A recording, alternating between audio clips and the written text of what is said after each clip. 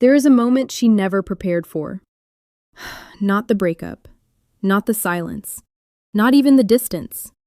The moment she was never ready for is the moment she sees you and realizes you are no longer waiting. You are not angry. You are not bitter.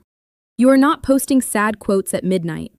You are not checking her profile every hour hoping she noticed you. You are simply fine. And that word, fine, destroys something inside her that she cannot explain. Because here is what nobody tells you about female psychology. A woman can handle your anger. She can handle your sadness. She can even handle your silence. But there is one thing that cuts deeper than all of those combined: your peace.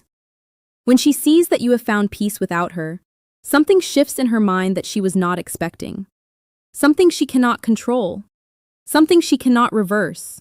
And today, I want to explain exactly what happens inside her psychology the moment she realizes you have moved on. Because understanding this will change how you see yourself, how you carry yourself, and how you move forward. Let's start with something honest. When most relationships end, there is an unspoken assumption. The one who cared more will hurt longer. The one who gave more will chase harder. The one who loved deeper will wait longer.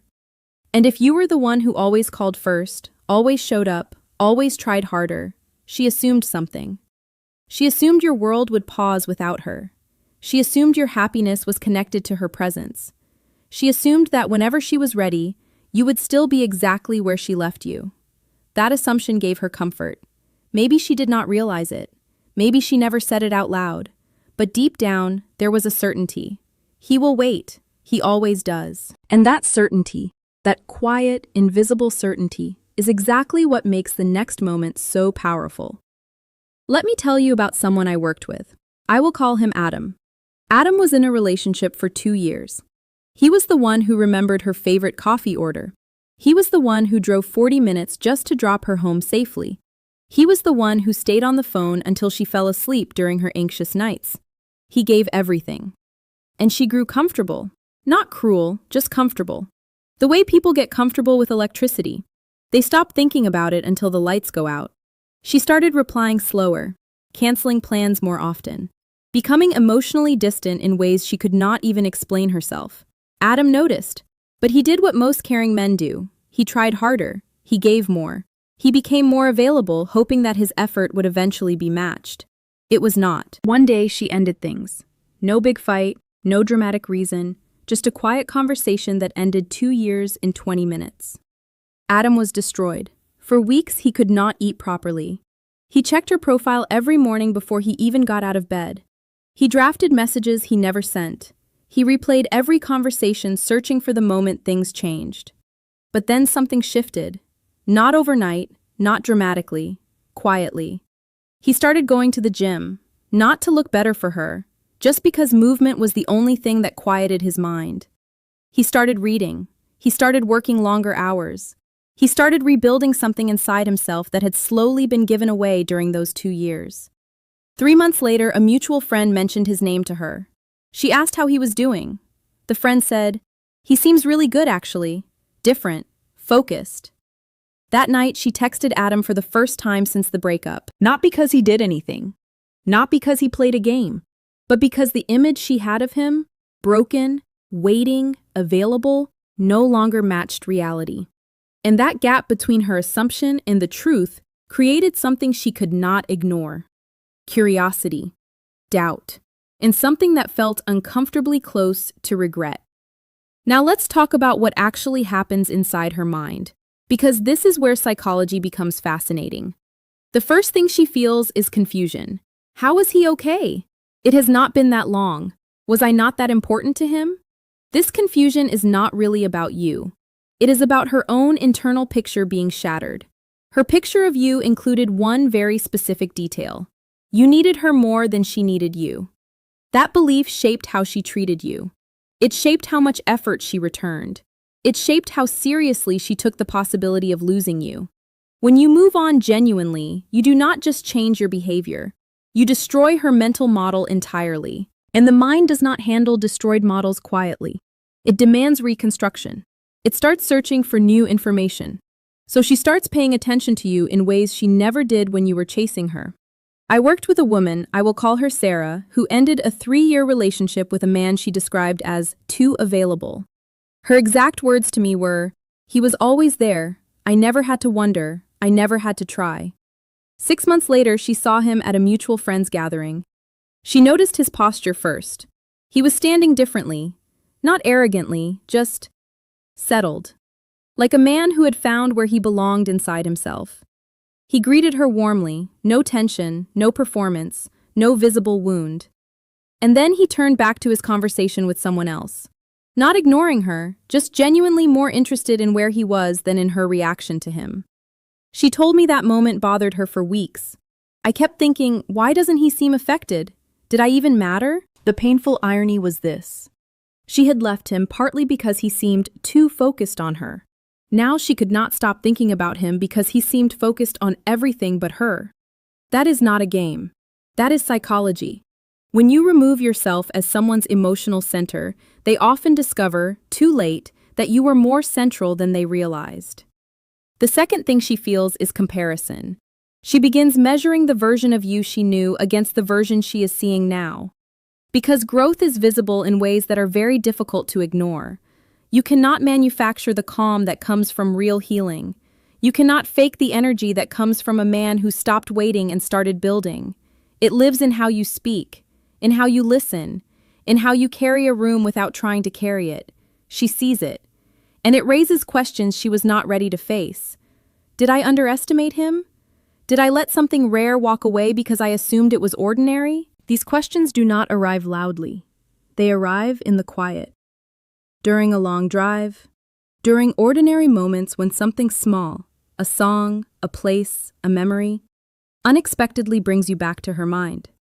And when those moments arrive, she cannot easily dismiss them, because they are not driven by logic, they are driven by feeling, and feelings do not respond to reason. Now here is something I need to be honest about, because I see this mistake constantly. Many men hear this kind of psychology and immediately think, okay, so I need to pretend to be okay. I need to post the right things. I need to look like I have moved on, so she comes back. And that approach fails, every single time. Not because the strategy is wrong, but because it is a strategy. She can feel the difference between a man who is performing peace and a man who has actually found it. Women are emotionally intuitive. She can feel neediness even when it's hidden behind confident posts. She can sense desperation, even when it's dressed up as indifference. She can tell the difference between a man who stopped texting to make her miss him and a man who stopped texting because he genuinely started living. The second man is the one who changes something in her. So the question is never, how do I appear to have moved on? The question is, how do I actually move on? Moving on does not mean forgetting. It does not mean pretending the relationship meant nothing. It means recentering. It means the morning you wake up and your first thought is about your goals, not her. It means the evening you achieve something small and feel proud without the immediate instinct to share it with her. It means the moment her name appears on your screen and your body stays calm, not because you suppress the feeling, but because the feeling genuinely changed. There is a man I want to tell you about. I will call him Daniel. Daniel completely lost himself in a relationship. He stopped playing football with his friends because she did not like him being out on weekends. He stopped pursuing a career opportunity abroad because she was not ready to discuss the future. He slowly, quietly gave up pieces of himself, not dramatically, not all at once, but in small daily compromises that feel like love in the moment and feel like loss in hindsight. When she left, he felt like he had nothing, because he had given away so much that he could not remember who he was without her at the center. Recovery for Daniel was not about getting her back. It was about getting himself back. He rejoined his football team. He applied for the career opportunity. He rebuilt friendships that had grown distant. He rediscovered a version of himself that existed before he began shrinking to fit someone else's comfort. 8 months later, he was living in a different city, building something he was genuinely proud of. She reached out eventually, a casual message, nothing dramatic. He replied kindly, with warmth, without urgency, because by that point he was not the man who had been waiting for that message. He was a man who had moved so far forward that the message, when it finally arrived, no longer carried the weight it once would have. That is what real moving on looks like. Not revenge, not performance, not strategy. Just a man who chose himself, consistently, quietly, completely. Now let's talk about what she is doing while all of this is happening. At first, she told herself she was fine with the distance. Maybe she even felt relieved. Space felt good. Freedom felt good. But then time passed. She reached for her phone during a hard day and realized she could not call you. She heard a song you both knew, and the memory arrived uninvited. She went somewhere you had been together and felt the absence more sharply than she expected. Because genuine connection does not disappear when a relationship ends. It lives in routines, in habits, in the small, invisible patterns two people build together. She got used to your energy, your particular way of listening, your specific kind of presence. Because attention is easy to find, chemistry is easy to find. But the specific combination of qualities that made you, that is irreplaceable. And she begins understanding that slowly, in the quiet, in the moments she cannot distract herself fast enough. There comes a point in genuine healing where something unexpected happens. You stop caring whether she comes back, not in a bitter way, but in the way that happens when your life becomes genuinely full again, when your mornings have purpose, when your evenings have meaning, when the people around you are receiving the energy you used to pour into a single person who is not pouring it back. That fullness changes you, and it changes what you attract. But here is the beautiful and somewhat painful truth. By the time you reach that place, her return may no longer be what you want. Not because you became cold, but because you grew, and sometimes growth changes what fits. The relationship that once felt necessary may no longer feel compatible with who you became, and that is not a loss. That is evolution. So let me bring this to where it matters most. To you, right now. Maybe the silence is still fresh. Maybe the pain is still loud. Maybe moving on feels like a concept that belongs to someone else, someone stronger, someone further along, someone who did not love as deeply as you did. Hear this clearly. Your depth of feeling is not your weakness. It is your strength misplaced. The same capacity that made you love deeply can make you heal deeply. The same loyalty that made you show up for her can make you show up for yourself. The energy does not disappear when the relationship ends. It waits for you to redirect it toward your health, toward your goals, toward the version of yourself that does not need external validation to feel worthy. That redirection is the work. It happens in 1,000 small choices. The morning you get up instead of staying in bed. The evening you invest in something meaningful instead of replaying old conversations. The day you realize you went several hours without thinking about her and felt okay. Those moments accumulate, and one day the accumulation becomes undeniable. She will see it, and when she does, something will happen in her that she did not anticipate.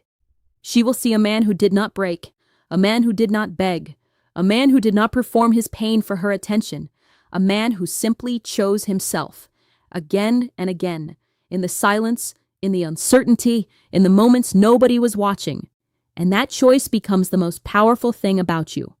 Not because it wins her back, but because it wins you back. Whether she returns or she does not. Whether she reaches out or she stays silent. Whether this chapter closes gently or closes forever. You will be okay. Not because the pain was not real, but because you were stronger than the pain. And somewhere in the silence, you proved it. To yourself. That is the only proof that has ever mattered.